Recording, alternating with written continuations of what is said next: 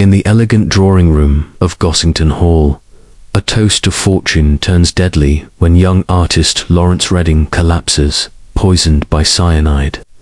Miss Jane Marple, with her sharp eyes and quiet wisdom, unravels a tangle of secrets, a forbidden affair, a threatening letter, a hidden diary, and a vial in a fern.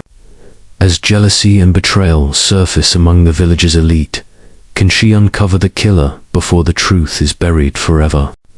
Chapter 1. The Invitation. The autumn sun dipped low over St. Mary Mead, bathing the village in a warm, golden light that softened the edges of its thatched cottages and winding cobblestone lanes. Leaves, crisp and amber, fluttered to the ground, their faint rustle blending with the distant toll of St. Mary's church bells, a gentle pulse in the village's tranquil rhythm. Miss Jane Marple sat in her tidy parlour, her knitting needles moving with quiet precision, a soft shawl of pale lilac taking shape beneath her skilled hands. Her white hair, neatly pinned under a simple hat, framed a face that seemed unassuming to strangers, but held a keen sharpness in its blue eyes, honed by years of observing the subtle undercurrents of village life. St. Mary Mead was a place of predictable patterns: market days, Sunday services, the daily buzz of gossip at the post office, but Miss Marple knew that beneath its calm exterior, secrets often simmered, waiting for a spark to bring them to light. The morning's post, delivered by a cheerful lad on a creaking bicycle, had brought a single letter, its cream envelope sealed with a flourish and addressed in the graceful, slightly unsteady hand of Mrs. Eleanor Bantry. Miss Marple set her knitting aside, her fingers brushing the envelope's edge with a thoughtful touch before she opened it with a small silver letter knife, its handle polished smooth by years of use. The note was brief, written on thick paper with a faint scent of lavender. Dear Miss Marple, Arthur and I would be so pleased if you could join us for a small gathering at Gossington Hall this evening, to celebrate his new business venture. Just a few friends, nothing formal. Do come. Yours, Eleanor. The words were warm, but Miss Marple's sharp eyes noted the hurried slant of the script, a faint tremor that hinted at unease beneath Eleanor's usual charm. It was unlike Eleanor to betray nerves, and Miss Marple, who had known her since her early days as a bride, sensed the evening might hold more than polite toasts and pleasantries. She rose, smoothing her skirt, and crossed to the mantel, where a small clock ticked steadily toward 11, its brass pendulum catching the morning light. Gossington Hall, with its stately Georgian facade and manicured lawns, was the beating heart of St. Mary Mead's social life, a place where the village's gentry mingled with its more modest residents under the watchful eye of Colonel Arthur Bantry. His new venture, something to do with importing rare timbers for London's craftsmen, had been the talk of the Blue Boar Inn, though Miss Marple had caught whispers of doubt among the village's pragmatists. Arthur was a man of heart and bluster, not business acumen, and Eleanor's efforts to rally support for his plans often carried a strain, as if she were propping up more than his ambitions. Miss Marple's thoughts turned to the evening's likely guests as she prepared, choosing a black silk dress that was both refined and inconspicuous, its pearl brooch an understated touch. Dr. John Haydock, the village physician, would likely be there, his dry humour and piercing gaze a constant at such events. Clara Voss, the postmistress, whose sharp tongue and sharper eyes missed little, was another probable guest. And then there was Lawrence Redding, the young artist who had arrived in St. Mary Mead 6 months ago, his bohemian flair and quick sketches stirring both intrigue and disapproval. Miss Marple had seen him by the river, his hands swift with charcoal, capturing the village's beauty with a talent that belied his careless manner. His presence, she suspected, might be the source of Eleanor's unease. She pinned her brooch, her fingers steady, and tucked her knitting into her tapestry bag, a quiet companion for the evening. The walk to Gossington Hall was pleasant, the village glowing in the late afternoon light.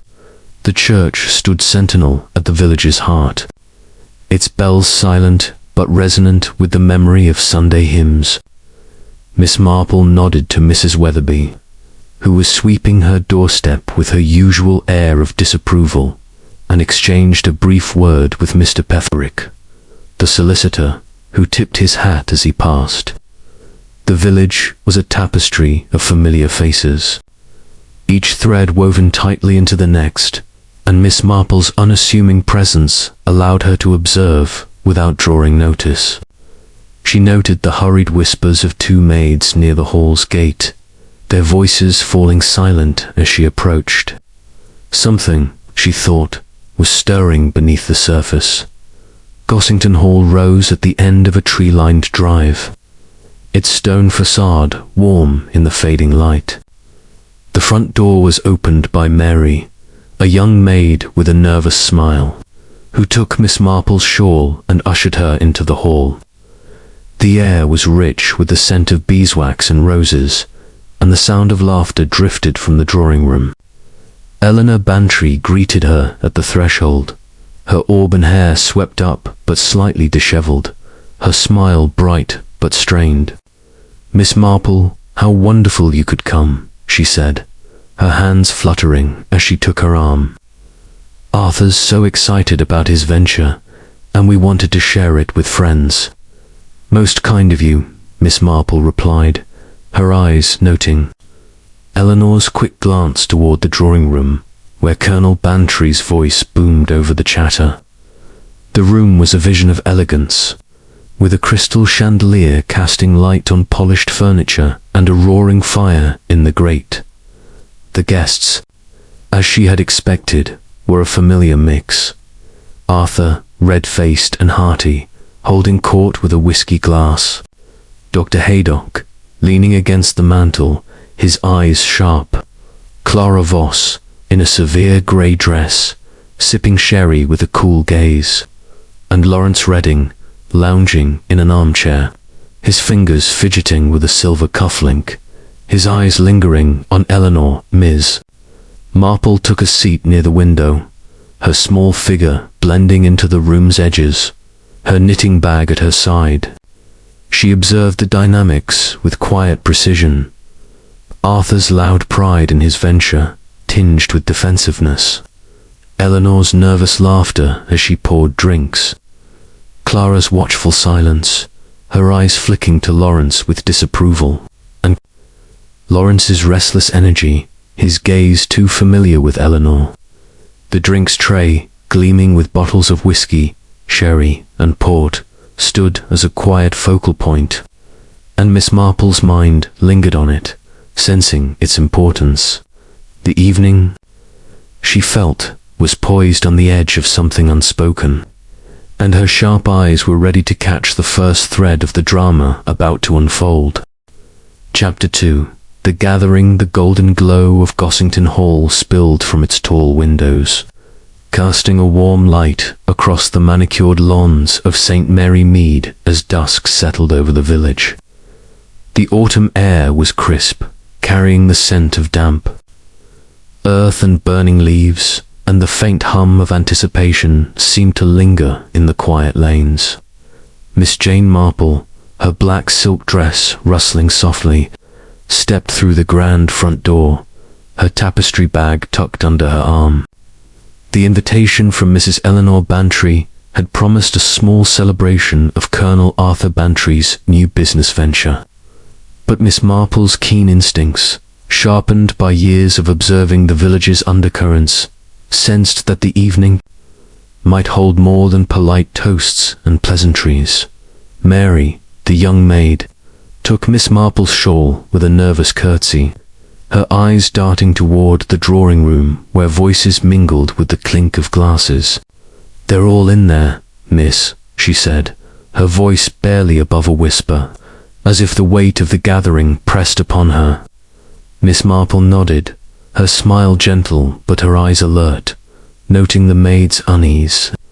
The hall was a vision of Georgian splendor, its polished oak floors reflecting the light of a chandelier, and the air was rich with the scent of beeswax and roses from a vase on a side table.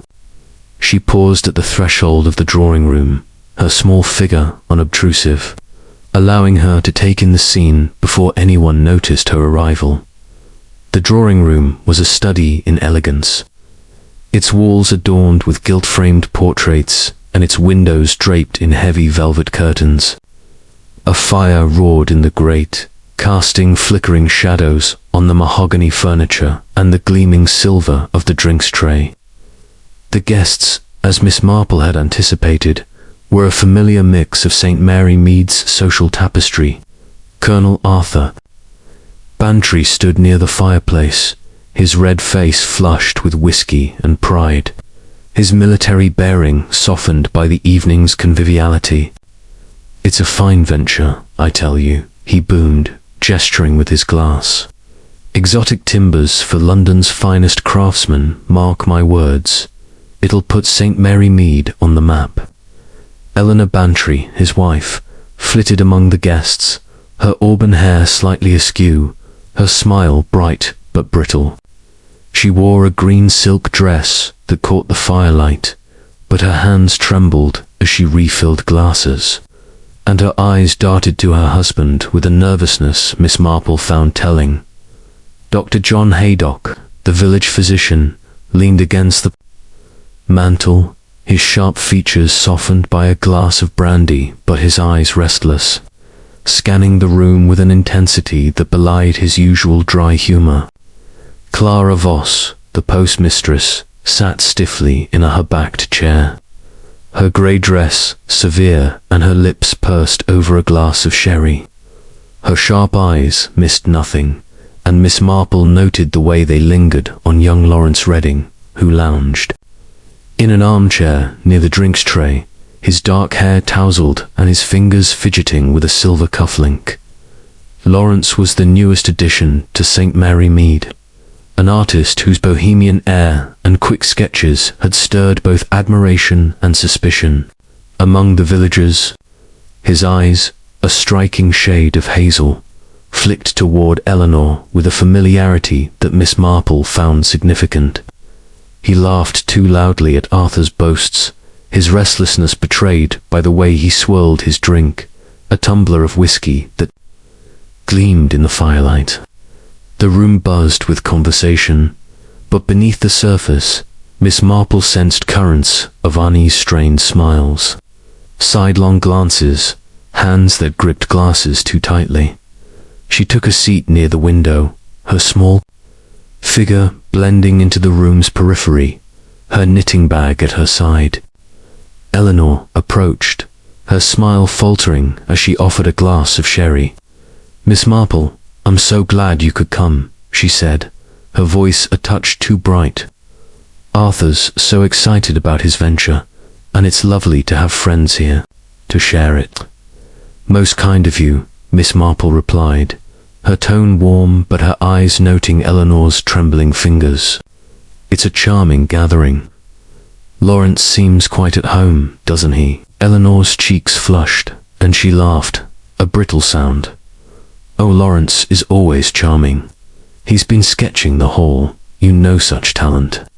Her eyes darted to her husband, who was now regaling Dr. Haydock with details of timber shipments. Miss Marple sipped her sherry, her mind cataloguing the exchange.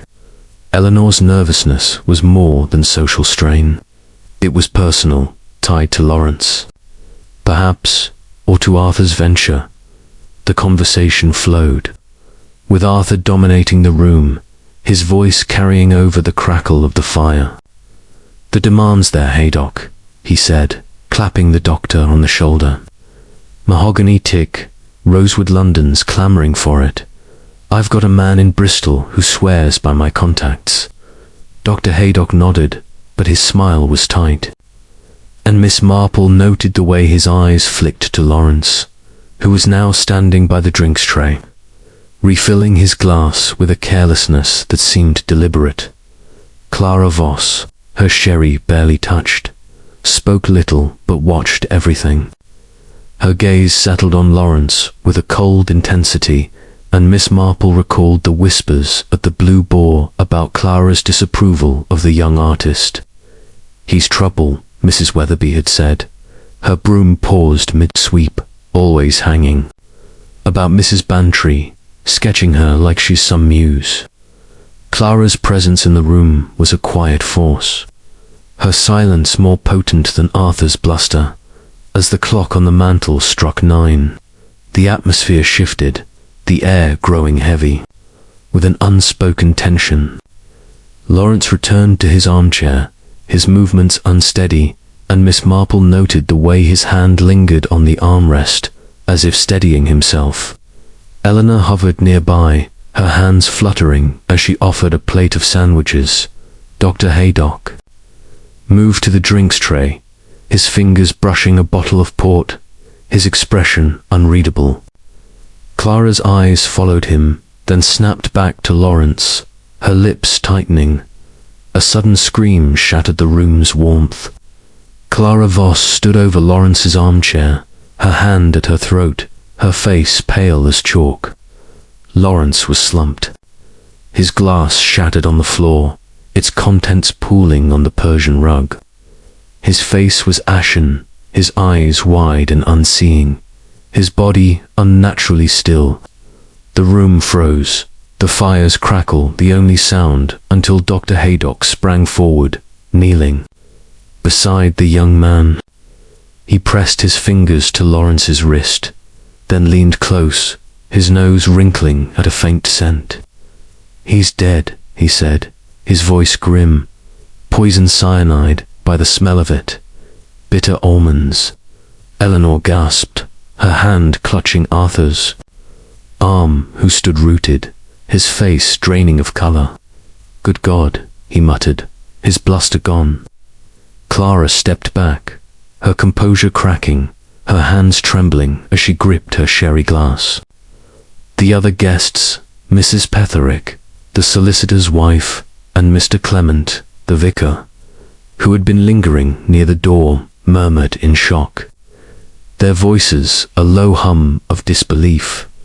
Miss Marple remained seated, her knitting untouched, her eyes scanning the room. The shattered glass, the faint scent of almonds, the drinks tray gleaming in the firelight all were pieces of a puzzle that had just begun to form. She noted Eleanor's trembling, Arthur's stunned silence, Clara's sudden pallor, and Dr. Haydock's quick efficiency as he covered Lawrence's body with a throw from a nearby sofa. The room, moments ago alive with chatter, was now a stage for tragedy, and Miss Marple's mind was already at work, sifting through the glances and gestures that betrayed more than words. Inspector Craddock would be called, she knew, and the police would seal the room, questioning each guest. But Miss Marple's sharp eyes had already caught a detail. The potted fern near the window, its leaves slightly askew, as if someone had brushed against it in haste. She rose, her movements deliberate, and approached the fern, her fingers grazing. Its fronds, tucked among the leaves, was a small, empty vial, its glass glinting in the firelight, the faint scent of cyanide clinging to it. She did not touch it, but her lips pursed, her mind cataloguing the find. "Someone was quick," she murmured, her voice lost in the room's chaos. The gathering had been a facade, a veneer of civility over a web of secrets, and Lawrence Redding's death was the thread that would unravel it. Miss Marple returned to her seat, her knitting bag a quiet companion, her eyes missing nothing as the tragedy of Gossington Hall's drawing room began to unfold. Chapter 3. The poisoned glass, the drawing room of Gossington Hall, so recently a stage for laughter and clinking glasses, had transformed into a tableau of shock and suspicion under the flickering light of the chandelier. The fire in the grate crackled on, oblivious to the tragedy that had unfolded, its warmth a cruel contrast to the chill that settled over the guests. Lawrence Redding lay slumped in the armchair, his lifeless form covered by a velvet throw, the shattered glass at his feet glinting like a broken promise. The faint, bitter scent of almonds hung in the air, a silent accusation of poison. Miss Jane Marple sat quietly near the window, her small figure almost invisible amidst the chaos, her knitting bag untouched at her side. Her sharp blue eyes, hidden behind delicate spectacles, moved from face to face, noting every tremor, every glance, every faltering word. Inspector Craddock arrived swiftly, his young face set with determination as he strode into the room, followed by a constable who carried a notebook and an air of nervous efficiency. The guests, scattered like chess pieces knocked askew, stood frozen as Craddock took command. "Nobody leaves," he said, his voice firm but calm. "This room is a crime scene until we've sorted this out. Dr. Haydock, what can you tell me?" Dr. Haydock, still kneeling by Lawrence's body, rose, his sharp features taut with strain. "It's cyanide, Inspector," he said, his voice low. "The smell's unmistakable, and the glass he was drinking from reeks of it. Death would have been quick minutes, if that." He gestured to the shattered tumbler, its contents seeping into the Persian rug, a dark stain spreading like a warning. Craddock nodded, his eyes scanning the room. "Right, we'll need statements from everyone. Constable, secure the drinks tray and that glass saw, what's left of it." He turned to the guests, his gaze steady but searching. "Who was near Mr. Redding when he took his last drink?"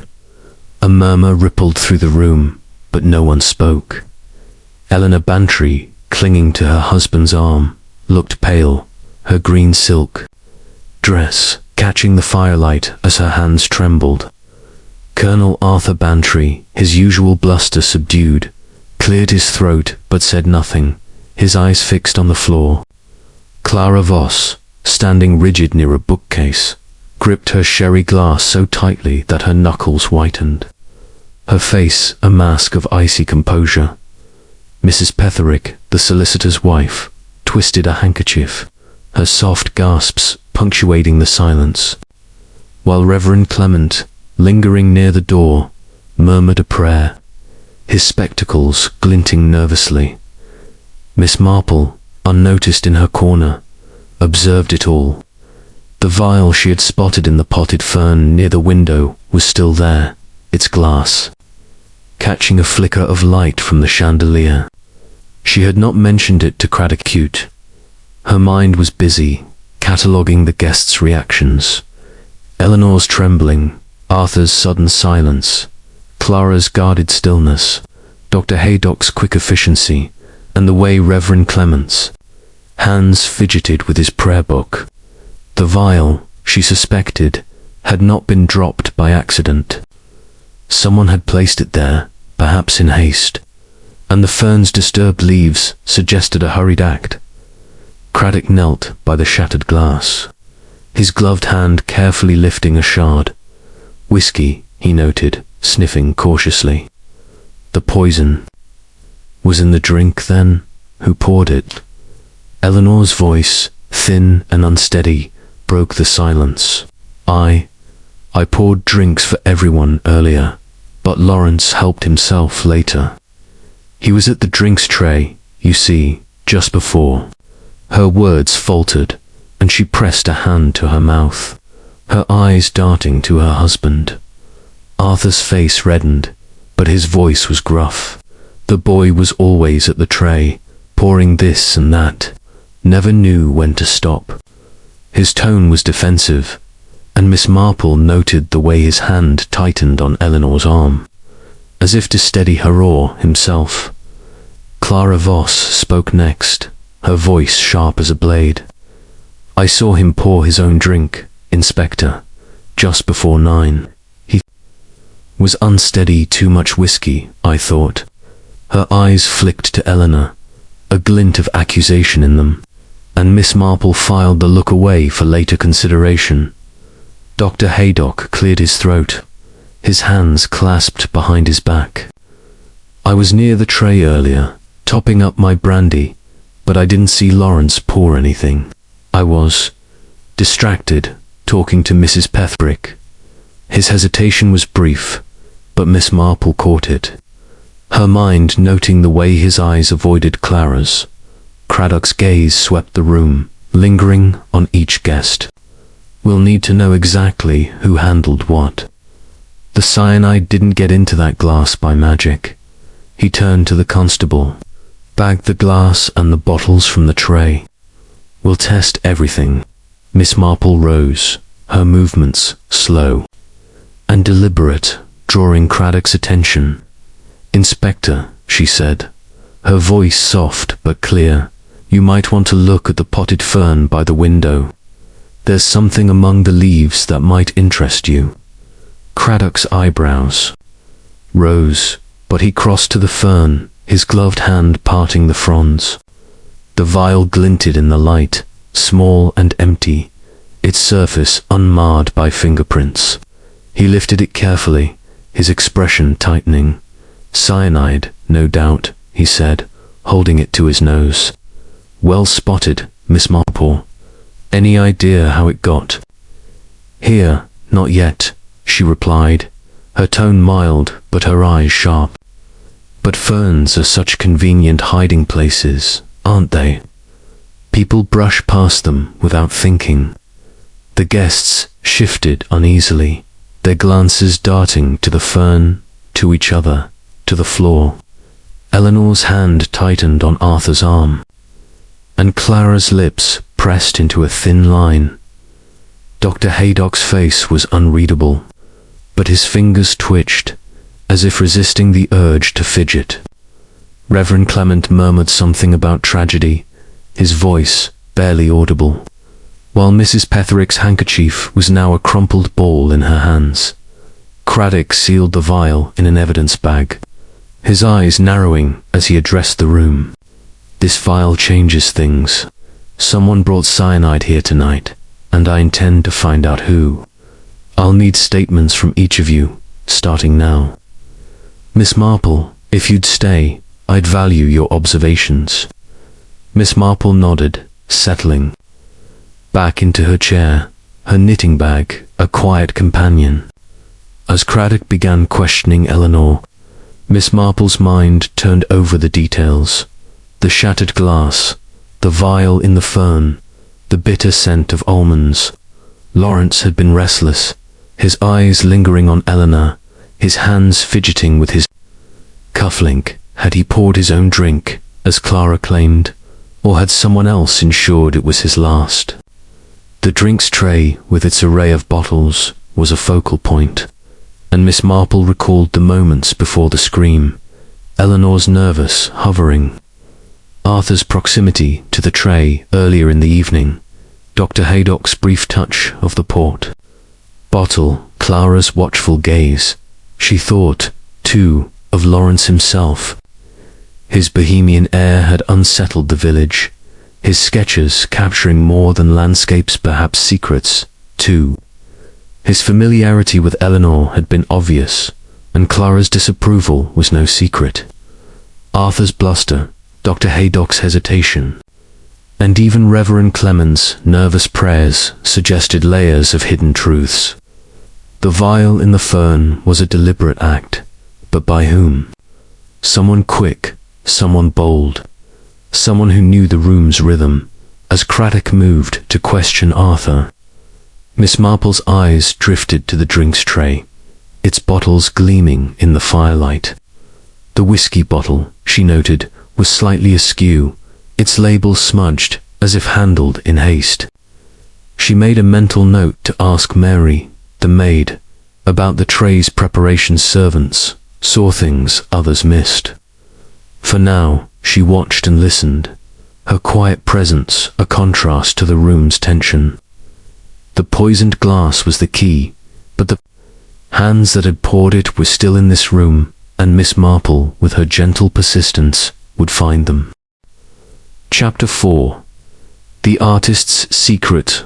The morning after Lawrence Redding's death dawned grey over St. Mary Mead, the village shrouded in a mist that clung to the cobblestone lanes and softened the outlines of its thatched cottages.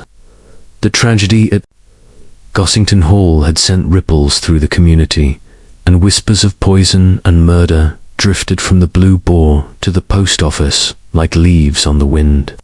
Miss Jane Marple, her black silk dress exchanged for a sensible tweed skirt and cardigan, sat at her breakfast table, a pot of tea steaming beside her.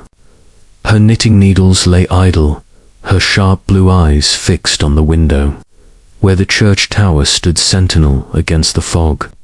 The vial in the fern, the shattered glass, and the bitter scent of cyanide occupied her thoughts. But it was Lawrence himself, his restless energy, his lingering glances at Eleanor Bantry that held the key to the puzzle. Inspector Craddock had telephoned early, his voice brisk but tinged with respect. "Miss Marple, I'd value your eye at Redding's cottage. We're searching it now, and you've a knack for spotting what we miss." She had agreed, of course, her curiosity piqued by the young artist's life and the secrets he might have left behind. Lawrence's bohemian presence in St. Mary Mead had been a spark in the village's orderly tinder, and Miss Marple suspected his sketches and papers might reveal more than his charming smile ever had. She donned her coat and hat, her tapestry bag tucked under her arm, and set out for Lawrence's cottage, a small stone building at the edge of the village, its garden overgrown with nettles and late-blooming roses. The mist hung heavy as she walked, muffling the sounds of a milk cart and the distant bark of a dog. The village was subdued, its usual chatter replaced by hushed speculation. Mrs. Weatherby, sweeping her doorstep, paused to offer a nod, her eyes gleaming with curiosity. "Terrible business at the hall," she called, but Miss Marple only smiled. Her thoughts elsewhere, at the cottage, Inspector Craddock greeted her with a nod, his young face serious as he stood in the doorway. A constable rummaged through a desk inside, his movements careful but clumsy. "Not much here," Craddock said, gesturing to the cluttered interior. "Canvases, paints, a few letters. No sign of cyanide, though we've sent the bottles from the hall for testing."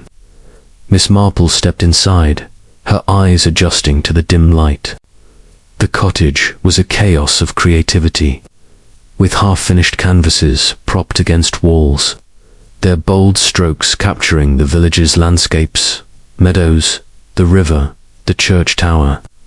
Paint-stained rags littered the floor, and an easel stood by the window, its canvas covered with a cloth. The air smelled of turpentine and damp wood, and a small fireplace held the ashes of a recent fire, its embers cold but telling. Miss Marple's gaze lingered on the grate, where a scrap of paper, charred at the edges, caught her attention. "May I?" she asked, and Craddock nodded, watching as she knelt with surprising agility for her years. Using a pair of tongs from the hearth, she retrieved the paper, its surface blackened but legible in parts.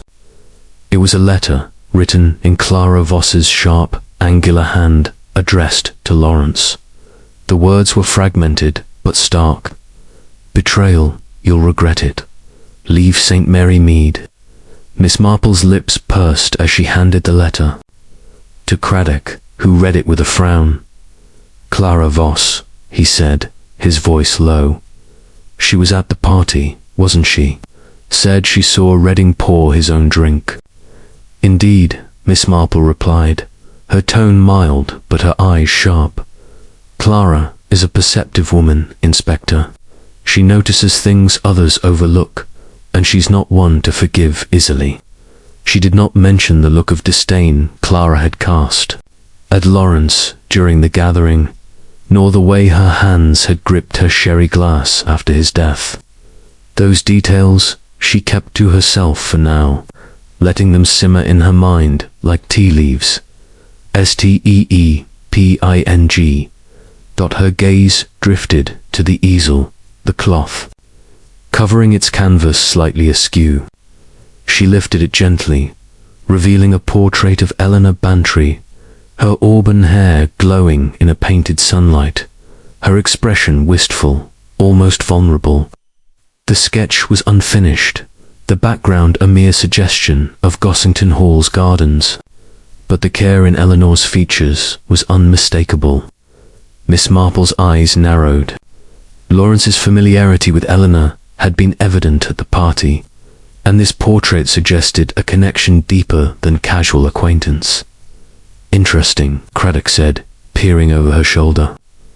Mrs. Bantry didn't mention sitting for a portrait. No, Miss Marple said softly, but people often keep such things to themselves, don't they? She replaced the cloth, her mind turning over the implications. Eleanor's nervousness, her quick glances at Lawrence, took on new weight. Had the portrait been a gift, a secret, or something more compromising? She moved to a small table cluttered with sketchbooks and pencils, her fingers grazing their surfaces as if reading the room's story. A sketchbook lay open, its pages filled with quick studies of the village children by the pump, the church spire, Clara Voss's stern profile. One sketch caught her eye, a rough drawing of a hand holding a vial, its shape eerily similar to the one found in the fern. The sketch was unsigned, but its lines were Lawrence's, bold and precise. Was it a record of something he'd seen, or a product of his imagination? Miss Marple tucked the sketchbook under her arm, intending to study it later. As she turned to leave, her foot brushed against a loose floorboard near the fireplace. It shifted slightly, revealing a narrow gap. She knelt again, her gloved hand probing carefully, and retrieved a single cufflink, silver and engraved with a small rose. It matched the one Lawrence had been fidgeting with at the party, but its presence here, hidden, suggested haste or secrecy. She slipped it into her handbag, her expression unchanged, but her mind alight with possibilities. "Anything else, Miss Marple?" Craddock asked, his tone curious but respectful. "Just small things," she replied, her smile disarming. "But small things often tell a story, don't they?" She did not mention the cufflink or the sketch, preferring to let her thoughts settle. Lawrence's cottage was a map of his life, his art, his secrets. His conflicts, and Clara's letter pointed to a quarrel that might have turned deadly. Eleanor's portrait, too, hinted at a relationship that could have sparked jealousy or betrayal. As she left the cottage, the mist had begun to lift, revealing the village in sharp relief. The church bells tolled faintly, marking the hour, and Miss Marple's steps were steady as she walked toward the Blue Boar. She would speak to Mary, the maid, who had been at Gossington Hall the night of the murder. Servants, she knew, saw things others missed, and Mary's nervous curtsy at the door suggested she had seen more than she'd admitted. The artist's secret was beginning to unravel, and Miss Marple, with her quiet persistence, would follow its threads to the heart of the tragedy. Chapter 5. The Colonel's temper. The afternoon light filtered through the heavy clouds over St. Mary Mead, casting a muted glow on the village's cobblestone paths and thatched roofs, where the scent of wood smoke mingled with the damp promise of rain. Miss Jane Marple, her tweed coat buttoned against the chill, walked toward Gossington Hall, her tapestry bag a familiar weight under her arm. The village was still reeling from Lawrence Redding's death, the whispers of poison and betrayal growing louder at the Blue Boar and the post office. The half-burned letter from Clara Voss, the portrait of Eleanor Bantry, and the silver cufflink found in Lawrence's cottage weighed on Miss Marple's mind, each a thread in a tapestry of secrets that centered on the drawing room of Gossington Hall. Her morning's discoveries had pointed to tensions between Lawrence and Clara, and a deeper connection with Eleanor. But it was Colonel Arthur Bantry's behavior at the party, his bluster masking a flicker of unease that drew her to the hall for answers. The gravel drive crunched under her sensible shoes as she approached the hall, its Georgian facade imposing, yet softened by ivy climbing its stone walls. The air was heavy with the scent of wet leaves, and the distant caw of a rook punctuated the silence. Eleanor Bantry herself answered the door, her auburn hair pinned hastily, her green eyes shadowed with fatigue. "Miss Marple," she said, her voice strained but welcoming. "How kind of you to come. It's all been so dreadful."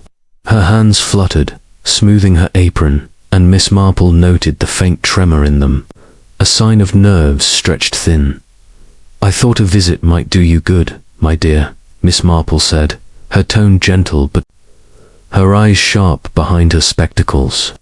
"Such a shock, poor Lawrence. I hoped to offer a little comfort and, perhaps, to understand a bit more about that evening."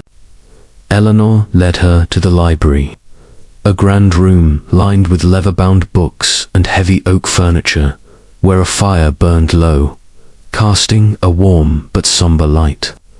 Colonel Bantry stood by a window, his broad shoulders hunched, a glass of whiskey in his hand despite the early hour. His military mustache bristled as he turned, his face reddening at the sight of Miss Marple. "Miss Marple," he said, his voice gruff but lacking its usual heartiness, "come to poke about, have you? Can't say I blame you, but it's a grim business."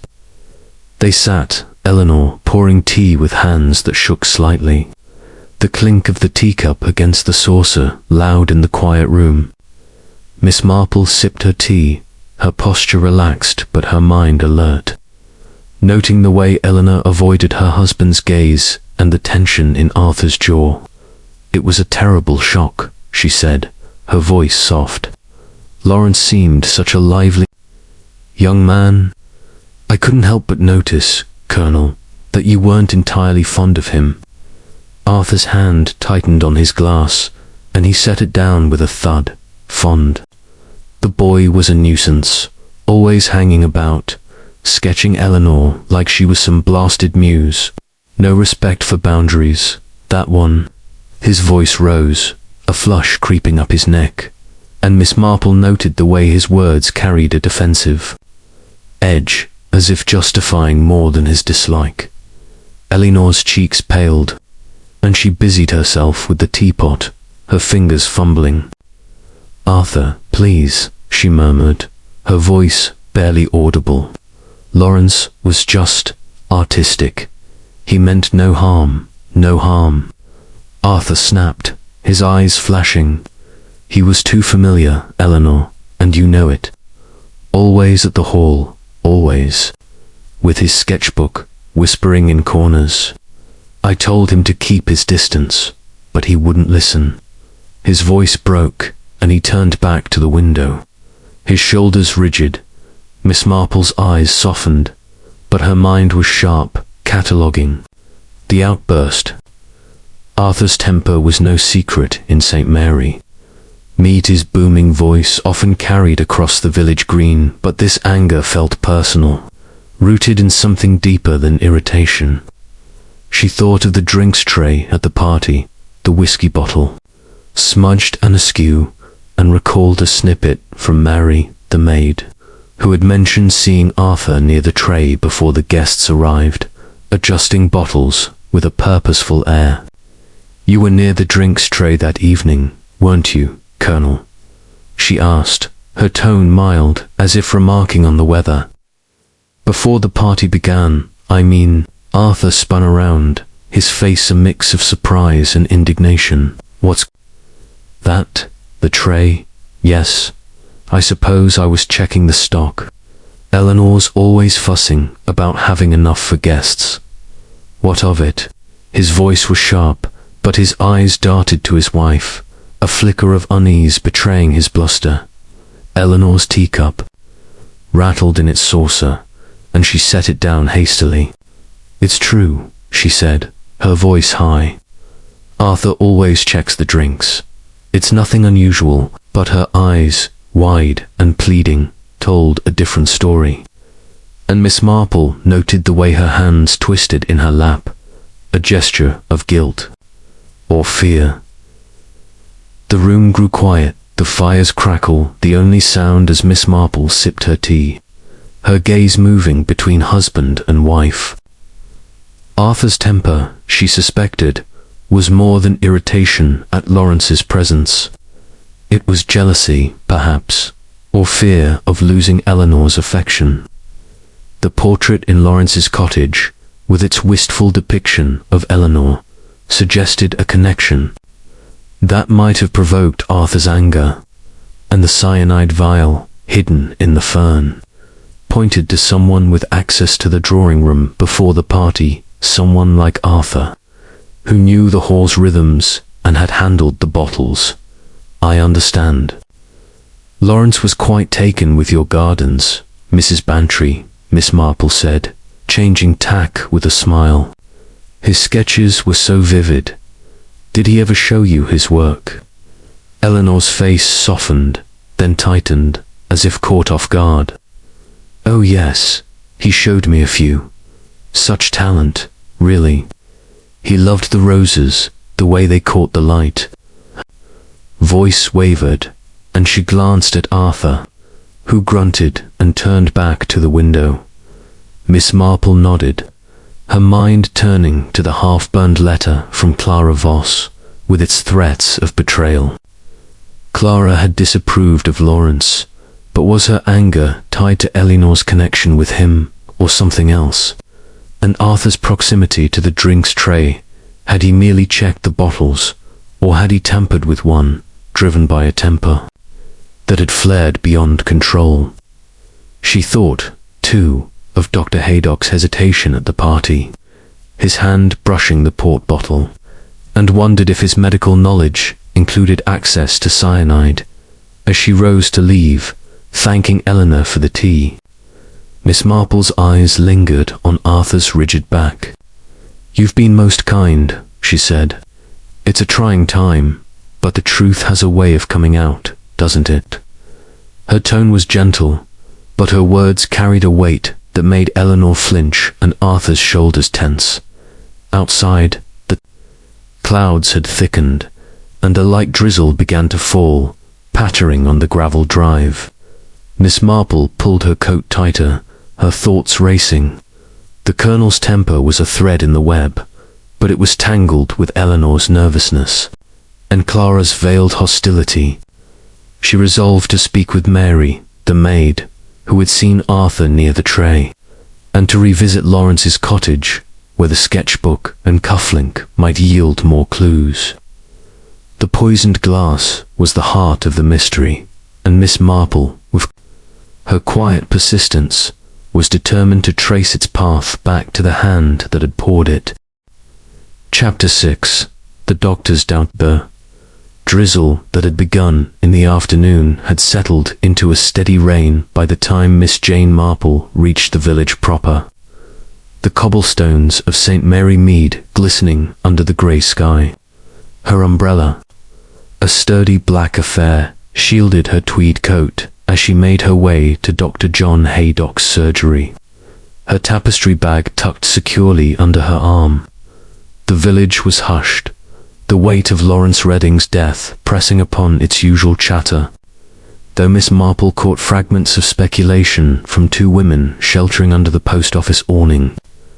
The half-burned letter from Clara Voss, the portrait of Eleanor Bantry, the silver cuff link, and Colonel Bantry's defensive outburst at Gossington Hall swirled in her mind, each a piece of a puzzle that grew more intricate with every step.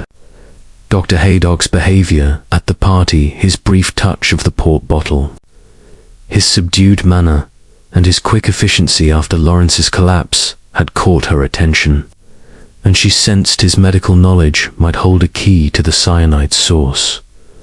The surgery, a neat red brick building near the village green, stood with its brass plaque polished to a gleam, though the windows were dim in the late afternoon light. Miss Marple knocked, and the door was opened by Mary, the young nurse, whose brisk manner softened at the sight of her. "Miss Marple, come in out of the rain," she said, her voice warm but tinged with unease. "The doctor's just finishing." With some paperwork, Miss Marple stepped into the waiting room, its walls lined with faded prints of medicinal herbs and a faint smell of antiseptic lingering in the air. She shook out her umbrella, her sharp blue eyes noting the tidy stack of magazines and the closed door to the consulting room. "I won't take much of his time," she said, her smile disarming. "Just a small matter, and perhaps a word about poor Lawrence Redding." Mary's eyes flickered, and she nodded, hurrying to fetch the doctor. Miss Marple sat, her hands folded over her bag, her mind replaying the party. Dr. Haydock leaning against the mantel, his brandy glass in hand, his gaze restless as it moved, from Lawrence to Eleanor to the drinks tray. His hesitation when questioned by Inspector Craddock had been subtle, but Miss Marple never missed a hesitation, was often more telling than words. Dr. Haydock emerged, his tall frame slightly stooped, his greying hair neat but his eyes shadowed with fatigue. "Miss Marple," he said, his voice carrying its usual dry humour but with an edge of strain. "A visit on such a dreary day. I hope it's not your health troubling you." "Oh, nothing serious," she replied, her tone light but her eyes steady behind her spectacles. "A touch of rheumatism, perhaps, but I'm more concerned about the village. Lawrence's death has unsettled us all, hasn't it? You were so quick to act last night, Doctor. It must have been a shock." Haydock gestured for her to follow him into the consulting room, a small space with a polished desk, medical books, and a cabinet of instruments gleaming under a single lamp. He sat, his hands clasping together, his fingers betraying a slight tremor. "A shock, yes," he said, his voice low. "Cyanide's a nasty business, quick but brutal. I couldn't do much for him, I'm afraid. By the time I reached him, it was over." Miss Marple nodded, settling into a chair, her bag on her lap. "You knew Lawrence well, didn't you? He was in good health, I take it." Haydock's eyes flickered, and he leaned back, his hands now still. "Healthy as a horse, far as I could tell. He came to me a few times, minor cuts from his painting tools, a cold last month. Nothing serious. No enemies I knew of, though. He ruffled feathers with that artist's charm of his." His voice was careful, but Miss Marple caught the slight pause before enemies, as if he were choosing his words with care. "Charm can be troublesome," she said, her tone conversational. "I noticed he was quite attentive to Mrs. Bantry at the party, and you were near the drinks tray, weren't you, just before he took his last glass? I only ask because the police are so thorough, and they'll want to know every detail." Haydock's face tightened, and his fingers twitched, brushing against a pen on his desk. "The tray? Yes, I topped up my brandy, but I didn't touch the whiskey. Lawrence poured his own drink, as Clara said. I was talking to Mrs. Petherick, most of the evening dull talk about her garden, but it kept me occupied." He forced a smile, but it didn't reach his eyes, and Miss Marple noted the way his gaze darted to the cabinet behind his desk, its glass doors reflecting the lamp's light. She thought of the cyanide vial in the fern, its empty glass a stark clue to the Murder's method. Cyanide was not a common household item, but a doctor's surgery might have access to such chemicals, perhaps for sterilizing equipment in years past. "You've been so helpful to the village, Doctor," she said, her voice gentle. "I understand. You've treated Clara Voss for nerves recently. She seemed so composed last night, despite the tragedy." Haydock's hands stilled, and he met her gaze, his expression guarded. "Clara, yes. I prescribed sedatives a few weeks ago, mild ones, nothing more. She's been under strain with the post office and village matters. But composed, yes. That's Clara. Always in control." His voice was even, but Miss Marple caught the flicker of doubt in his eyes, as if he were weighing how much to reveal. She nodded, her smile unchanged. "And Lawrence, did he ever mention anything troubling him? A quarrel, perhaps, or a worry?" Haydock hesitated, his fingers tapping the desk before he spoke. He was a restless sort, always sketching, always talking. He mentioned Clara once, said she'd been sharp with him about some sketches he'd done. Didn't like his prying, he called it, but nothing specific, nothing to suggest. This. His voice trailed off, and he looked away, his jaw tightening. Miss Marple's mind raced, connecting the dots. Clara's threatening letter in Lawrence's cottage, her disapproval of his familiarity with Eleanor, and now Haydock's vague reference to a quarrel. The doctor's hesitation suggested he knew more than he was saying, perhaps about Clara's state of mind or Lawrence's secrets. And his proximity to the drinks tray, had it been innocent, or had he seen something he wasn't admitting? She thought, too, of the cabinet behind him, its contents hidden but potentially significant. Cyanide, she knew, was not easily obtained, but a doctor of Haydock's experience might know where to find it or how to conceal it. As she rose, thanking him for his time, Miss Marple's eyes lingered on the cabinet, its glass doors reflecting her small figure. "You've been most kind, Doctor," she said. "It's a comfort to know you're looking out for us all. I'll let you get back to your work." Haydock stood, his smile strained. "Always a pleasure, Miss Marple. Be careful in this rain." His words were polite, but his eyes followed her to the door, a shadow of unease in them. Outside, the rain had softened to a mist, cloaking St. Mary Mead in a silver haze. Miss Marple opened her umbrella, her thoughts turning over the doctor's doubt, his hesitation, his guarded answers, and his glance at the cabinet suggested a man caught in a web of knowledge he was reluctant to share. Clara's sedatives, Lawrence's quarrel, and the cyanide vial pointed to a tangle of motives, and Miss Marple suspected the doctor's role was more than bystander. She resolved to speak with Mary, the maid, who might have seen more of the party's preparations, and to revisit Lawrence's cottage, where the sketchbook's drawing of a vial haunted her thoughts. The poisoned glass was a silent witness, and Miss Marple, with her quiet persistence, would coax its secrets into the light. Chapter 7. The hidden sketch. The morning mist had burned away, leaving St. Mary Mead bathed in a pale autumn light that sharpened the outlines of its thatched cottages and the spire of St. Mary's Church. Miss Jane Marple, her tweed coat buttoned against a lingering chill, walked with measured steps toward Lawrence Redding's cottage, her tapestry bag a quiet companion under her arm. The village was subdued, its usual hum of activity muted by the shadow of the young artist's death. In Gossington Hall's drawing room, the cyanide vial in the fern, the half-burned letter from Clara Voss, the portrait of Eleanor Bantry, the silver cufflink, and Dr. Haydock's guarded hesitation swirled in Miss Marple's mind. each a fragment of a puzzle that grew more intricate.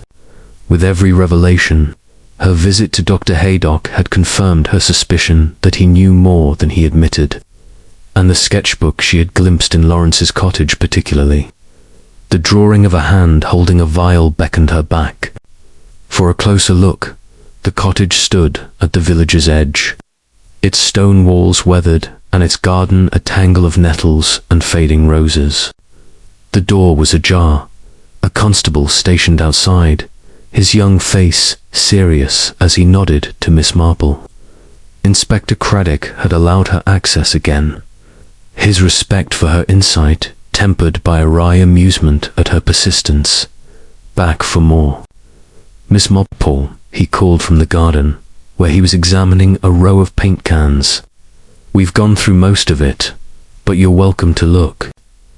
Thank you, Inspector, she replied, her voice mild but her eyes sharp behind her spectacles. Sometimes a second glance reveals what the first misses.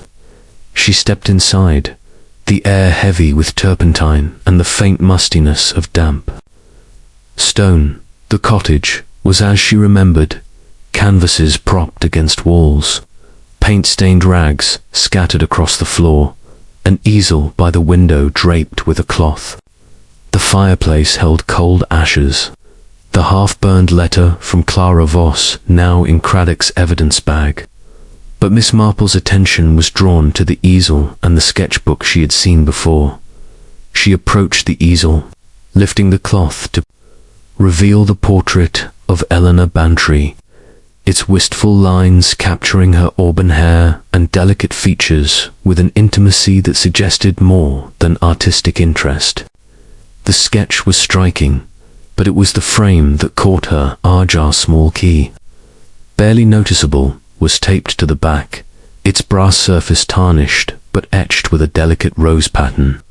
Miss Marple's lips pursed as she carefully detached it, her gloved fingers feeling its weight. It was not a house key, she thought, but perhaps one for a diary or a box, something Lawrence had hidden with care. She turned to the sketchbook on the table, its pages filled with quick studies of St. Mary Mead's landscapes and faces. The drawing of the hand holding a vial was still there, its lines bold and precise, the vial's shape an exact match for the one found in the fern. Miss Marple studied it, noting the faint initials CV scratched in the corner, almost hidden by a smudge of charcoal. Clara Voss, she thought, her mind racing. Had Lawrence seen her with the vial, or was this a product of his imagination, a warning he'd sketched before his death? The drawing was a clue, but its meaning was elusive accusation or conjecture. Her fingers flipped through the sketchbook, revealing more sketches, the village green, the church spire, a stern profile of Clara Voss, her lips tight with disapproval. One page stopped her sketch of Dr. Haydock, his sharp features caught in a moment of unease, his hand resting on a bottle that resembled the port from the drinks tray. The sketch was dated the day before the party, and Miss Marple's eyes narrowed. Lawrence had been observant, perhaps too observant, capturing moments that others might have preferred to keep hidden. She moved to a small desk in the corner, its surface cluttered with pencils and scraps of paper. A drawer, slightly ajar, revealed a locked diary, its leather cover worn but intact.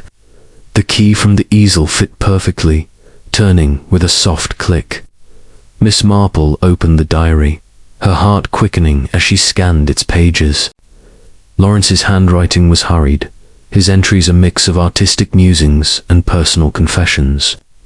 One passage, dated a week before his death, stood out. Eleanor is kind, too kind, but her eyes betray her. A.B. watches her like a hawk, his temper barely checked. I should leave, but I can't not yet. C.V. knows, threatens to tell all unless I go. She's relentless, her words like knives. Miss Marple's breath caught. The initials AB for Arthur Bantry, CV for Clara Voss confirmed her suspicions of a tangled web. Lawrence had been involved with Eleanor, perhaps romantically, and Arthur's jealousy was no secret. Clara's threat, likely tied to her disapproval of Lawrence's influence in the village, suggested blackmail or coercion. Another entry, dated 2 days before the party, read, "Saw CV with a vial. Her hands quick, her eyes cold. She thinks. I don't notice, but I do. I'll keep it quiet for now." The words sent a chill through her, and she closed the diary, slipping it into her tapestry bag with the key. The sketch of the vial, the diary's words, these were no coincidence. As she replaced the sketchbook, her foot brushed against a loose floorboard near the desk, the same one where she'd found the cufflink. She knelt, her fingers probing the gap, but found nothing more. The cufflink, now in her bag, matched the one Lawrence had worn at the party, its rose engraving a small but significant detail. Had he dropped it in haste, hiding something from an intruder, or had it been left deliberately? A clue to his fears. Craddock entered, his boots heavy on the wooden floor. "Anything new, Miss Marple?" he asked, his eyes curious but wary. "Just sketches and thoughts," she replied, her smile disarming. Lawrence was a perceptive young man, wasn't he? He saw things others might miss. She did not mention the diary or the key, preferring to let her findings settle in her mind. The sketch of Clara with the vial, the diary's revelations about Eleanor and Arthur, and Dr. Haydock's uneasy presence in the sketches pointed to a web of secrets that had led to murder. As she left the cottage, the village was stirring, the mist replaced by a watery sunlight that glinted on the wet cobblestones. Miss Marple's thoughts turned to Clara Voss, whose threatening letter and sharp gaze suggested a woman capable of more than words. The diary's mention of a vial in her hands was damning, but was it truth or Lawrence's fear? And Dr. Haydock, captured in a sketch with the port bottle, had he played a role, or was he merely a witness to the drama unfolding at Gossington Hall?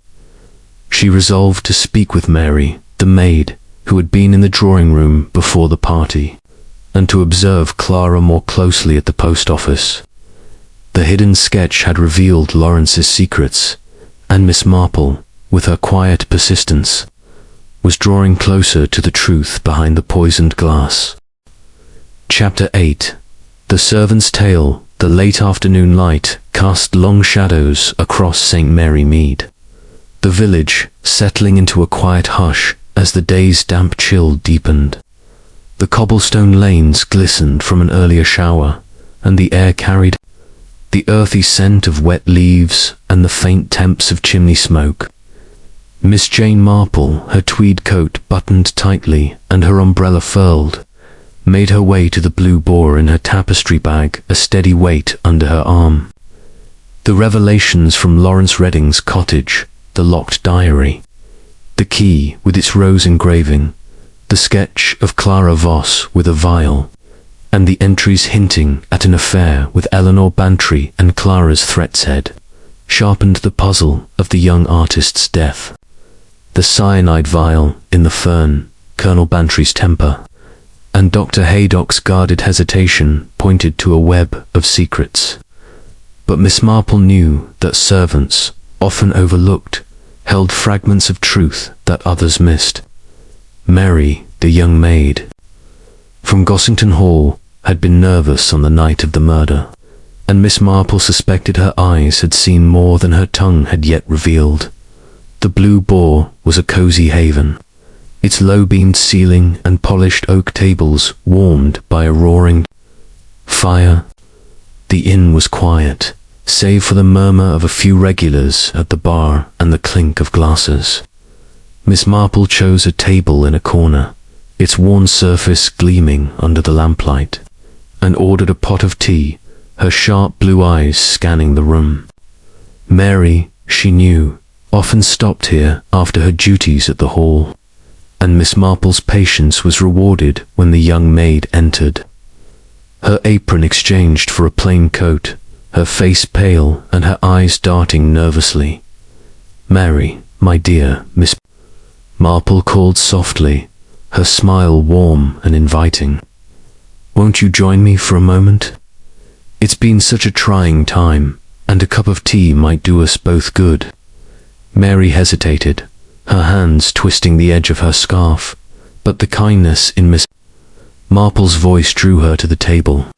She sat, her posture stiff, as Miss Marple poured tea with a steady hand, the steam rising in delicate curls. "You were at Gossington Hall the night poor Lawrence died," Miss Marple said, her tone gentle but probing. "It must have been a dreadful shock." Mary's eyes widened, and she nodded, her fingers tightening on the teacup. "Oh, Miss Marple, it was awful. One minute he was laughing, and then that scream, and him slumped over like that. I couldn't believe it." Her voice trembled, and she glanced at the door, as if expecting an interruption. Miss Marple sipped her tea, her eyes soft but watchful. "You were in the drawing room before the guests arrived, weren't you, helping with the preparations? I imagine. It's such a busy time, setting out the drinks tray and all." Mary's cheeks flushed, and she nodded again, her gaze dropping to the table. "Yes, miss. I polished the glasses and set out the bottles whiskey, sherry, port, like Mrs. Bantry asked. Everything was in order, I swear." Her voice was earnest, but Miss Marple caught the slight quiver, the way her eyes flicked to the side. "Of course, my dear," Miss Marple said, her tone soothing. "But you see so much in a house like that, don't you? People moving about, perhaps not noticing. Did you see anyone near the drinks tray before the party began? Colonel Bantry, perhaps, or Miss Voss?" Mary's hands froze on the teacup, and her breath caught. I don't like to speak out of turn, miss," she whispered, her eyes darting to the bar, where the landlord was wiping glasses. "But I did see Miss Voss in the drawing room, just before the guests came. She was by the drinks tray, her hands on one of the bottles whiskey, I think. She looked guilty, like she didn't want to be seen. I thought she was just checking it, but her hands were quick, and she left right after." Miss Marple's lips pursed slightly, her mind filing away the detail. Clara Voss, with her sharp gaze and threatening letter to Lawrence, had been near the drinks traffer, very tray from which Lawrence's fatal glass had been poured. "That's very helpful, Mary," she said, her voice calm. "And Mrs. Bantry? She was busy, I suppose, with the preparations." Mary nodded, her tension easing slightly under Miss Marple's gentle manner. Mrs. Bantry was in and out, fussing over the flowers and the sandwiches. But she was upset, Miss Elliot, that day. I heard her crying in the library after Mr. Redding left. He'd been at the hall, sketching her again, and the Colonel, he was angry, shouting something about Mr. Redding being too familiar. I didn't hear it all, but it was loud. Miss Marple's eyes narrowed behind her spectacles, though her smile remained unchanged. Eleanor's tears, Arthur's anger, the diary's entries about their strained marriage and Lawrence's involvement were taking shape. "And Dr. Haydock?" she asked, her tone light. "He's often at the hall, isn't he? Did you see him near the tray?" Mary hesitated, her fingers twisting her scarf again. "Not before the party, miss, but he was there during it, pouring his brandy. He's always so calm, but that night he seemed distracted, like he was watching everyone. I don't know why." Her voice trailed off, and she looked down, as if afraid she'd said too much. Miss Marple reached out, patting Mary's hand. gently. "You've been very brave, my dear. It's hard to speak of such things, but it helps, you know, to bring the truth to light." She sipped her tea, her mind racing. Mary's account placed Clara at the drinks tray before the party, her actions furtive, and confirmed the tension between Eleanor, Lawrence, and Arthur. Dr. Haydock's distraction added another layer. Had he seen something, or was he hiding his own involvement? The cyanide vial, she thought, could have come from his surgery, though his hesitation suggested guilt or fear rather than malice. As Mary rose to leave, thanking her for the tea, Miss Marple's eyes lingered on the girl's nervous hands. Servants, she knew, were the unseen threads of a household, weaving through rooms and conversations, catching glimpses of truths others overlooked. Mary's tale had tightened the web around Clara, whose threatening letter and presence at the tray made her a prime suspect. Yet Eleanor's tears and Arthur's temper could not be dismissed, nor could Dr. Haydock's uneasy demeanor. The sketch of the vial, with Clara's initials, and the diary's hints of blackmail suggested a motive, but the poisoned source remained elusive. Miss Marple left the Blue Boar as the village clock struck 5, the sound echoing faintly through the damp air. The rain had stopped, leaving puddles that reflected the fading light. She resolved to visit the post office tomorrow, to observe Clara Voss in her domain, where her sharp tongue might betray more than she intended. The drinks tray, the vial, the diary all pointed to a moment of calculation in the drawing room, and Miss Marple, with her quiet persistence, was determined to uncover the hand that had turned a celebration into a tragedy. Chapter 9. The confrontation. The evening sky over St. Mary Mead hung heavy with clouds, their edges tinged with the last glow of a fading sunset, casting a somber pall over the village's quiet lanes. The air was cool, carrying the faint scent of damp earth and chimney smoke, and the cobblestones gleamed faintly from the day's earlier rain. Miss Jane Marple, her tweed coat buttoned and her tapestry bag tucked under her arm, walked with her usual unhurried gait toward her cottage, her mind a whirl of threads from the mystery of Lawrence Redding's death, the cyanide vial in the fern, the half-burned letter from Clara Voss, the portrait of Eleanor Bantry, the silver cufflink, the diary's revelations of an affair and blackmail, Colonel Bantry's temper, Dr. Haydock's hesitation, and now Mary's account of Clara's furtive actions at the drinks trail pointed to a tangled web of motives, centered in Gossington Hall's drawing room. Clara Voss, with her sharp gaze and threatening letter, seemed at the heart of it, and Miss Marple resolved to confront her, gently but firmly, to see what truths her composure might betray. Her cottage was a haven of order, its lace curtains drawn against the evening chill, the fire crackling softly in the grate. Miss Marple set her bag on the table, her sharp blue eyes lingering on the diary and cufflink nestled within, their significance growing with each new clue. She telephoned the post office, her voice warm and unassuming as she invited Clara Voss for tea. "Just a small chat, Miss Voss," she said, "to ease the strain of these dreadful days." Clara's reply was curt but polite, agreeing to come after closing the post office, and Miss Marple noted the slight edge in her tone, a hint of wariness that confirmed her suspicions as she prepared the tea tray, setting out her best bone china and a plate of shortbread. Miss Marple's thoughts turned to Clara's role. The maid's tale had placed her at the drinks tray before the party, her hands quick and guilty, and the diary's entry about a vial in her possession, coupled with the sketch bearing her initials, painted a damning picture. Yet Clara's icy control suggested a woman who calculated her moves, not one prone to impulsive violence. Was her threat to Lawrence demanding he leave St. Mary Maid a motive for murder, or a desperate attempt to protect another secret? Miss Marple's mind flickered to Eleanor's tears, Arthur's jealousy, and Dr. Haydock's unease, wondering if Clara's actions shielded someone else in the village's close-knit circle. Clara arrived promptly at 6, her grey dress as severe as ever, her dark hair pulled tightly back, accentuating the sharp lines of her face.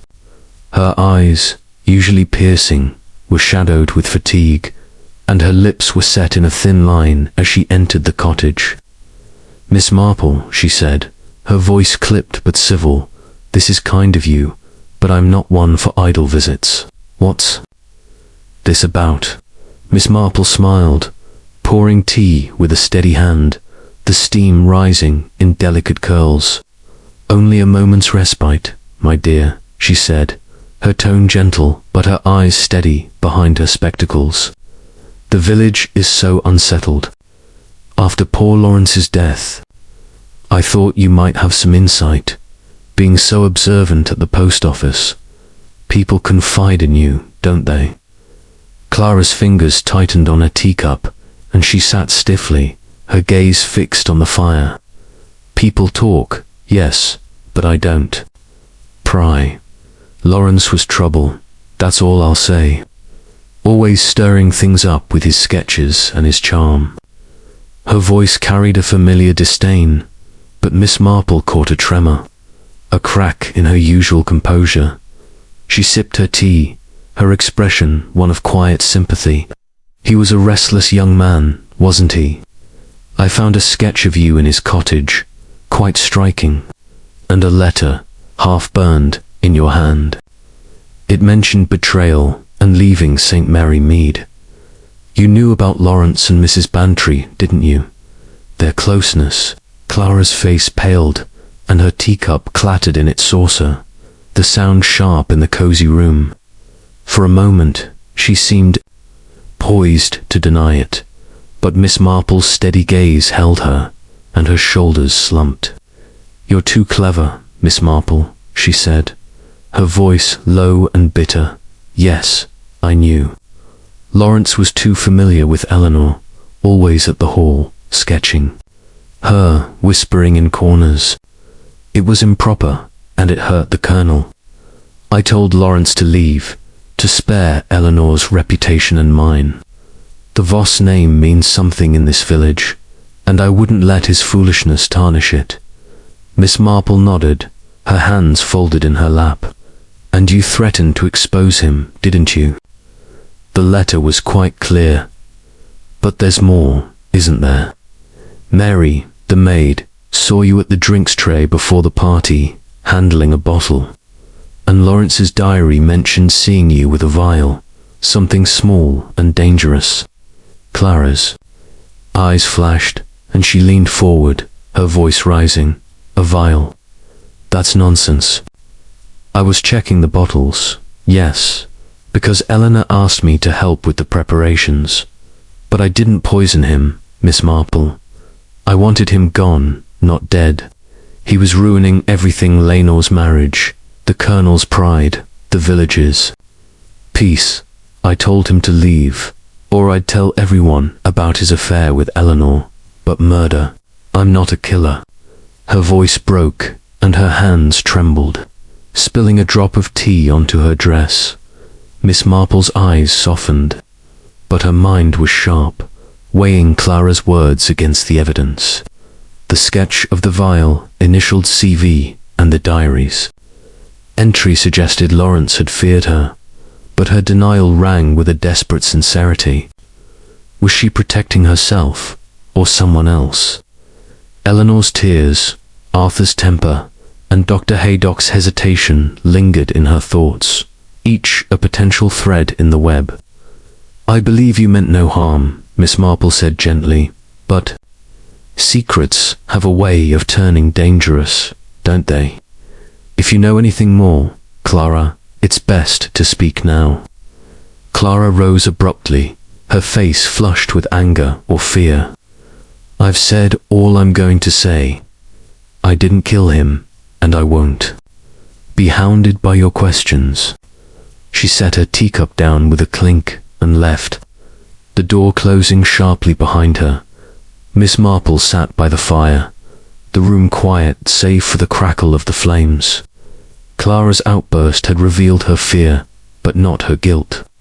The drinks tray, the vial, the diary all pointed to her presence at the heart of the tragedy, yet her denial suggested a deeper complexity.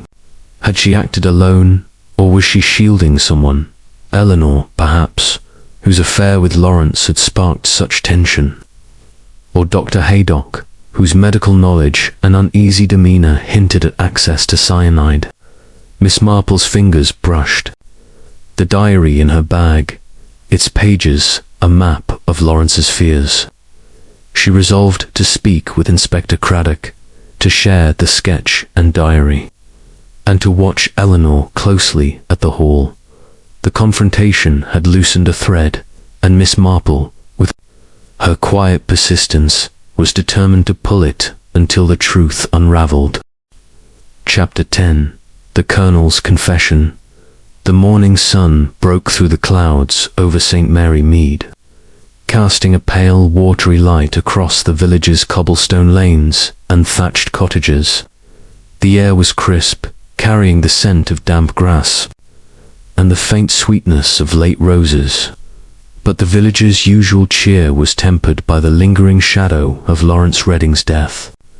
Miss Jane Marple, her tweed coat buttoned against the morning chill, walked toward Gossington Hall, her tapestry bag a familiar weight under her arm.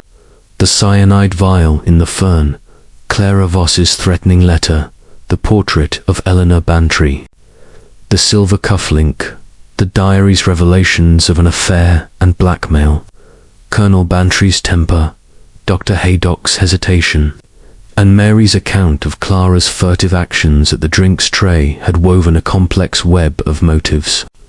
Clara's heated denial during their confrontation had confirmed her fear but not her guilt, and Miss Marple's instincts now turned to Colonel Arthur Bantry, whose jealousy and proximity to the drinks tray suggested a man driven by more than bluster. A direct approach, she decided, might loosen the truth from his tightly guarded demeanor. Gossington Hall stood imposing at the end of its gravel drive, its Georgian facade softened by ivy but stern in the morning light. The front door was opened by Mary, the maid, whose eyes were red-rimmed, her curtsy unsteady. "Mrs. Bantry's in the garden, miss," she said, her voice low, "but the Colonel's in the library. It's been a quiet house since you know." Miss Marple nodded, her smile gentle but her eyes sharp, noting the maid's strain. The hall's polished oak floors and rose-scented air were unchanged, yet a heaviness hung over the place, as if the walls themselves mourned the tragedy in the drawing room. She found Colonel Bantry in the library, a grand room of leather-bound books and heavy oak furniture, where a low fire cast flickering shadows on the walls. Arthur stood by a window, his broad frame silhouetted against the pale light, a glass of whiskey in his hand despite the early hour. His military mustache bristled, but his face was drawn, the usual ruddy flush replaced by a pallor that spoke of sleepless nights. "Miss Marple," he said, turning as she entered, his voice gruff but lacking its usual vigor. "Come to offer condolences, I suppose, or are you here to dig, like the police?" Miss Marple settled into a chair, her tapestry bag on her lap, her posture relaxed but her blue eyes piercing behind her spectacles. "A bit of both, Colonel," she said, her tone mild.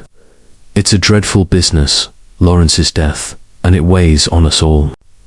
I couldn't help but notice you were troubled by him, weren't you? His attention to Mrs. Bantry, I mean." Arthur's hand tightened on his glass, and he set it down on a side table with a sharp clink, his face reddening. "Troubled. The boy was a damned nuisance, always buzzing around Eleanor, sketching her, filling her head with nonsense. No respect for a man's home, his wife. His voice rose, a familiar bluster, but Miss Marple caught the tremor beneath it, a crack in his usual bravado. She sipped the tea Mary had brought, her eyes never leaving his. "It must have been trying," she said, her voice soft but probing. "I understand you were near the drinks tray before the party, checking the bottles. And Lawrence's last glass came from that tray, didn't it? The police found cyanide. You know a terrible thing." Arthur's face darkened, and he paced to the fireplace, his hands clenching into fists. "What are you implying, Miss Marple? That I poisoned the boy?" "I checked the bottles. Yes, Eleanor's always fussing about. The guests having enough, but I didn't touch the whiskey, not his glass." His voice was loud, but his eyes darted to the side, avoiding hers, and Miss Marple noted the way his fingers twitched, as if resisting the urge to fidget. She set her teacup down, her movements deliberate. "No one's implying anything, Colonel," she said, her tone soothing. "But you were angry with Lawrence, weren't you? His sketches of Mrs. Bantry, his presence here, it upset you. And I found a diary in his cottage, you see, where he wrote of your temper, your warnings to stay away from her.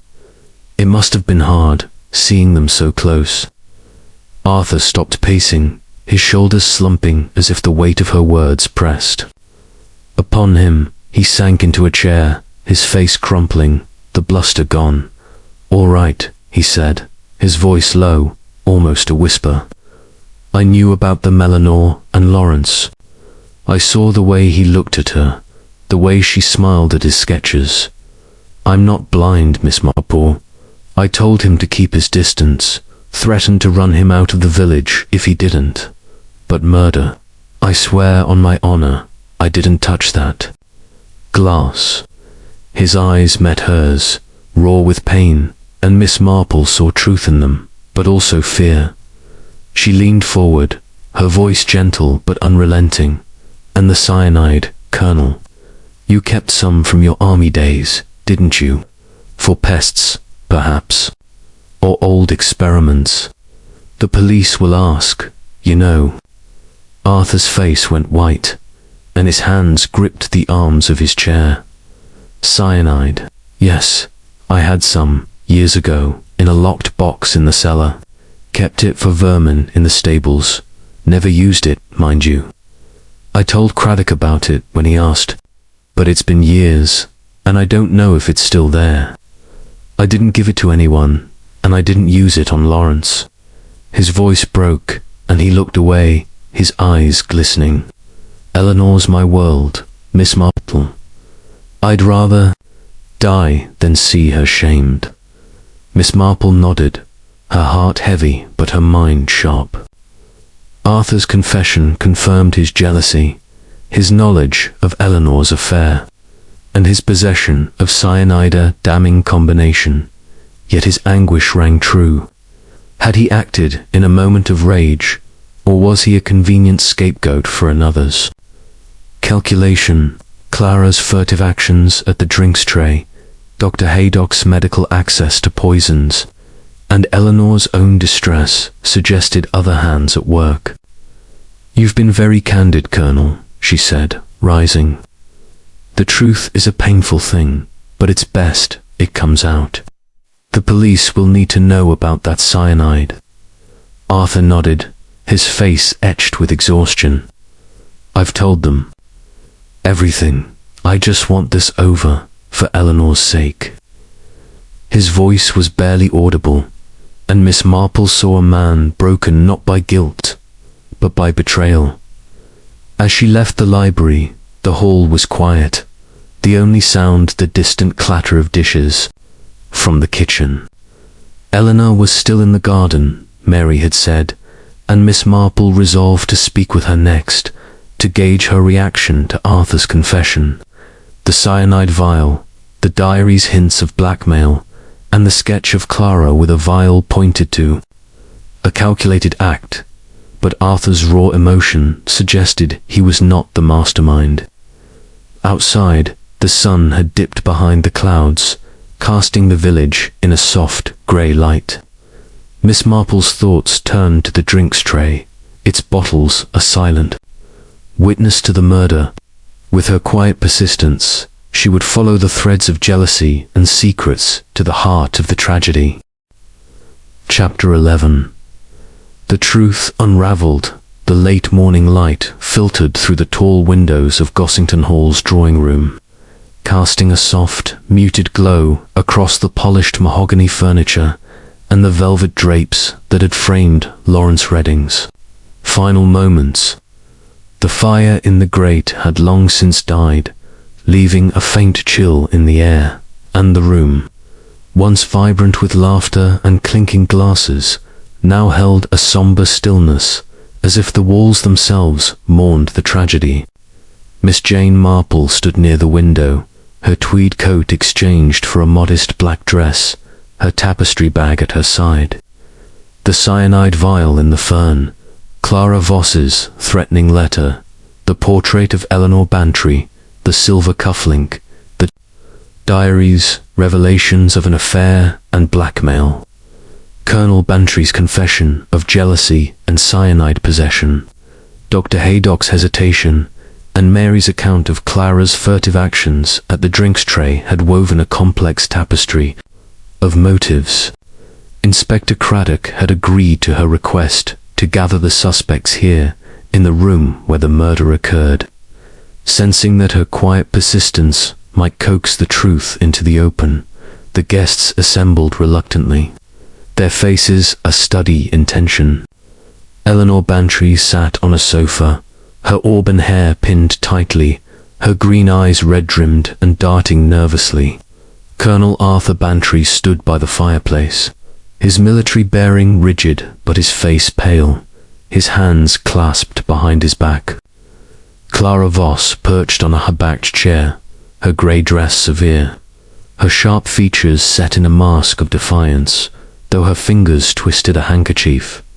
Dr. John Haydock leaned against the mantel, his sharp eyes restless, his usual dry humour replaced by a guarded silence. Reverend Clement hovered near the door, his spectacles glinting as he murmured a prayer, and Mrs. Petherick, the solicitor's wife, sat clutching a shawl, her soft gasps punctuating the quiet. Inspector Craddock stood by the drinks tray, its bottles now sealed in evidence bags, his young face calm but watchful. Miss Marple stepped forward, her small figure commanding the room despite its unassuming presence. "Thank you for coming," she said, her voice gentle but clear, her blue eyes sharp behind her spectacles. "Lawrence Redding's death has cast a shadow over St. Mary Mead, and I believe the truth lies here, in this room, among us. The police have been thorough, but sometimes it takes a different perspective to see what's been hidden." Craddock nodded, his eyes scanning the guests. "Miss Marple has my confidence," he said. "She's noticed things we might have missed." "Go on, Miss Marple." She smiled faintly, her hands folded over her tapestry bag. "Lawrence was poisoned with cyanide, slipped into his whiskey glass from this very tray," she began, gesturing to the side table. "The vial found in the fern was no accident. Someone placed it there, perhaps in haste. But to understand who, we must look at why. Lawrence was a restless young man, his sketches capturing more than landscapes. He saw secrets, and he wrote of them in his diary." She produced the diary, its leather cover worn, and opened it to a marked page. "Lawrence wrote of an affair with Mrs. Bantry," she said, her voice steady but kind, ignoring Eleanor's sharp intake of breath. "He feared Colonel Bantry's temper, and he noted Clara Voss's threats to expose him unless he left the village. A letter from Clara, half burned in his cottage, confirmed her anger. She saw his closeness to Mrs. Bantry as a threat to the villagers' order, to her family's standing. Clara's lips tightened, but she said nothing, her eyes fixed on the floor. Eleanor's hands clutched her skirt, and Arthur's face reddened, his fists clenching. Miss Marple continued, her tone measured. Colonel Bantry admitted to me that he knew of the affair, that he kept cyanide from his army days in a locked box. But his grief was real. He loved his wife too much to destroy her, even in anger. Arthur's shoulders sagged, and he looked at Eleanor, his eyes raw. "I told you I didn't touch the boy," he muttered, his voice breaking. Miss Marple nodded, turning to Dr. Haydock. The doctor, too, was near the drinks tray that night, pouring his brandy. His surgery could have access to cyanide, and Lawrence's diary mentioned his unease, a sketch showing him with a bottle. But Dr. Haydock's hesitation, I believe, came from what he suspected, not what he did. Haydock's jaw tightened, but he met her gaze, his voice low. "I suspected trouble, yes, but I didn't act. I should have spoken sooner." Miss Marple's eyes moved to Clara. Miss Voss was seen by Mary, the maid, at the drinks tray before the party, her hands quick and guilty. A sketch in Lawrence's book showed her with a vial. Initialed CV. She threatened Lawrence, demanded he leave to protect Mrs. Bantry's reputation. But Clara's denial was fierce. She wanted him gone, not dead. Clara's handkerchief tore slightly in her hands, her voice sharp. "I told you, Miss Marple, I didn't poison him. I wanted him out of St. Mary Mead, not in a grave." Miss Marple's gaze softened, but her voice was firm as she turned to Eleanor. "Mrs. Bantry, you poured drinks that night, and Lawrence's diary spoke of your kindness, your closeness. His portrait of you was tender, almost too tender. You were afraid, weren't you, of what he might reveal, of the shame it would bring to you, to your husband, to the village." Eleanor's face crumpled, and she rose, her hands trembling. "I can't bear it," she sobbed, her voice breaking the room's silence. "Yes, I loved Lawrence, or thought I did. He was so alive, so different from this quiet life.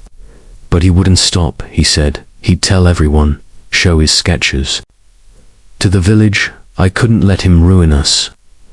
I took the cyanide from Arthur's box in the cellar. I only meant to scare him, to make him leave. But that night, when I poured his whiskey, I added. I didn't think it would kill him so fast." Her sobs filled the room, and Arthur stepped toward her, his face a mask of anguish. Craddock moved forward, his voice gentle but firm.